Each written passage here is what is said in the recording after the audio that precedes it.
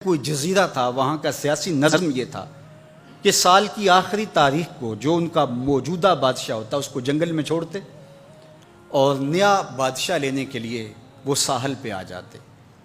جو پہلا شخص ساحل پہ اترتا اس کو اپنا حکمران مان لیتے، جو بھی حکمران بن جاتا وہ خوش ہو جاتا، حالانکہ اس کو بتا دیتے کہ ایک سال کے لیے تجھے منتخب کیا ہے، سال کی آخری تاریخ کو تخت سے اٹھائیں گے، باندھیں گے، جکڑیں گے، اور اسی جزیرے کے دوسرے کنارے ایک جنگل ہے جہاں خاردار جھاڑیاں اور موذی جانور ہیں، وہاں تجھے پھینک دیں گے۔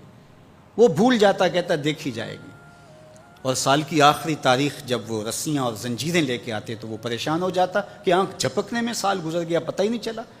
پھر روتا ہوا چیختا ہوا اس جنگل میں جاتا اور لوگ اس کو چھوڑ کے آ جاتے اور درندوں کا رزق بن جاتا۔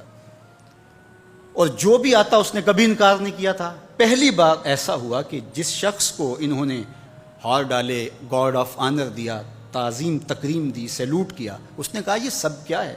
کہا کہ آج کے بعد تو ہمارا حکمران ہے۔ کہا میں تو امور سلطنت نہیں جانتا، میں تو تاجر آدمی ہوں، چیزیں بیچنے آیا ہوں۔ کہا کہ ہمارا اصول یہی ہے کہ سال کی پہلی تاریخ کو پہلا شخص جو جزیرے پہ قدم رکھتا ہے وہ ہمارا حکمران ہوتا ہے۔ اس نے کہا میں تو امور سلطنت کو نہیں جانتا، تو یہ کس طرح ذمہ داری قبول کر سکتا ہوں؟ انہوں نے کہا کہ تمہیں کرنا ہوگی، اس کے علاوہ کوئی راستہ نہیں ہے، ہمارا یہ قانون ہے، ضابطہ ہے، اور یہ بھی بتا دیں کہ سال کی آخری تاریخ کو تجھے اسی جنگل کے دوسرے کنارے چھوڑ آئیں گے جہاں موذی جانوروں کا رین بسیرا ہے۔ تو اس نے کہا اگر انجام اتنا دردناک اور خطرناک ہے پھر تو میں بالکل جانے کے لیے تیار نہیں ہوں۔ تو انہوں نے کہا تو چاہے نہ چاہے باندھ کے بھی تخت پہ بٹھانا پڑا تمہیں بٹھائیں گے۔ اس نے کہا اچھا مجھے یہ بتاؤ کہ سال بعد میری بات مانو گے یا نہیں؟ انہوں نے کہا کہ ہاں، قانون میں تو ترمیم نہیں کر پائے گا، لیکن یہ ہوگا کہ تیرے انتظامی حکم ہم ماننے پہ مجبور ہوں گے۔ اس نے کہا ٹھیک ہے، میں تمہارا حکمران بننے کے لیے تیار ہوں۔ رومی بولتے ہیں کہ جب بھی کوئی شخص تخت نشین ہوتا تو وہ بھول جاتا کہ میرے 7 سال کی آخری تاریخ میں کیا ہونے والا ہے۔ وہ عیش و عشرت کرتا اور یوں وقت گزارتا، سال کی آخری تاریخ آنکھ جھپکنے میں آ جاتی۔ لیکن یہ پہلا شخص تھا، تخت نشین ہوتے اس نے پہلا حکم نامہ جاری یہ کیا کہ کمانڈوز بلائے جائیں۔ بلائے گئے، کہا اس جنگل میں چلے جاؤ جہاں تم بادشاہوں کو پھینک کے آتے ہو اور وہاں کے موذی جانور کاٹ ڈالو۔ پھر بلدیہ کے ملازمین بلائے، کہا جاؤ جا کے وہاں کی جھاڑیاں کاٹو۔ پھر معمار بلائے، کہا جا کے وہاں محل تیار کرو۔ کچھ لوگوں کو بلایا، کہا جا کے وہاں پھول لگاؤ، پھلدار درخت لگاؤ، سایہ دار شجر لگاؤ۔ پوری حکومتی مشینری اس جنگل کو کٹوانے، وہاں کے موذی جانور قتل کروانے اور وہاں خوبصورت محل بنوانے، کنویں کھدوانے اور پھلدار درخت لگوانے میں صرف کر دی۔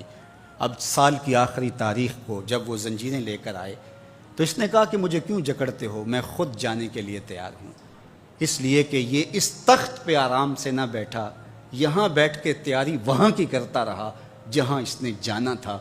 کافر اور فاسق دنیا کے تخت پہ عیش کرتا ہے، بھول جاتا ہے کہ میں نے کہاں جانا ہے، اور صالح مومن اس تخت پہ آرام سے نہیں بیٹھتا، جہاں جانا ہے اس کے لیے تیاری کرتا رہتا ہے۔ اور جب جنازہ اٹھتا ہے تو وہ کہتا ہے اجلوا بی ولا تؤخروا بی، دیر نہ کرو، مجھے جلدی لے جاؤ، میرا تو وہاں انتظار ہو رہا ہے۔ اور پھر جب وہ وہاں پہنچتا ہے تو القبر روضۃ من ریاض الجنہ، وہ جنت کے باغوں میں سے باغ بن چکی ہوتی ہے۔ وہ سارے تھور، ساری جھاڑیاں، ساری آگ اور وہاں کے سارے بھڑکتے ہوئے شعلے بجھا چکا ہوتا ہے، اپنے اعمال کے لشکر بھیج کے۔ ہم نے دیکھنا ہے کہ ہم یہاں آخرت کے لیے کچھ بھیج رہے ہیں کہ یہیں سب کچھ لٹا رہے ہیں۔ دنیا کے مختلف ممالک میں جانا ہوتا ہے۔ تو ایک دفعہ میں اٹلی گیا تو وہاں ایک شہر میں مجھے کچھ دوست لے گئے، تو وہ چھوٹا سا گھر تھا، تو 20 سے 30 لوگ وہاں رہ رہے تھے۔ تو میں بڑا حیرت زدہ ہوا، تو میں نے کہا کہ آپ یہاں تنگ سی جگہ پہ 20-25 لوگ رہ رہے ہیں تو اتنی مشکل میں کیوں رہ رہے ہیں؟ تو کوئی بڑا سا گھر خرید لیں، آسودہ رہیں۔ تو انہوں نے کہا کہ جناب آپ ہمارے علاقے میں جا کے دیکھیں، 5-5 کنال کے گھر ہم نے وہاں شروع کیے ہیں۔ ہم یہاں کمائی کرنے آئے ہیں، عیش کرنا تھوڑے آئے ہیں، ہم تو چند سالوں کے لیے یہاں آئے ہیں، اس لیے ہم یہاں سے کماتے ہیں، بھیجتے وہاں ہے جہاں ہم نے ہمیشہ جا کے رہنا ہے۔ میں نے کہا یہی تو میں سمجھانے آیا ہوں، جہاں جتنا رہنا ہے وہاں کا انتظام بھی اس حساب سے کرو۔ حضور نے فرمایا کن فی الدنیا کانک غریب او عابر السبیل، دنیا میں ایسے رہو جس طرح مسافر اجنبی رہتا ہے۔ دنیا پر جینا لگا کے بیٹھ جاؤ، چند دن کے لیے آئے ہو، یہ آخرت کی کھیتی ہے، دارالعمل ہے، وہ آخرت دارالجزا ہے۔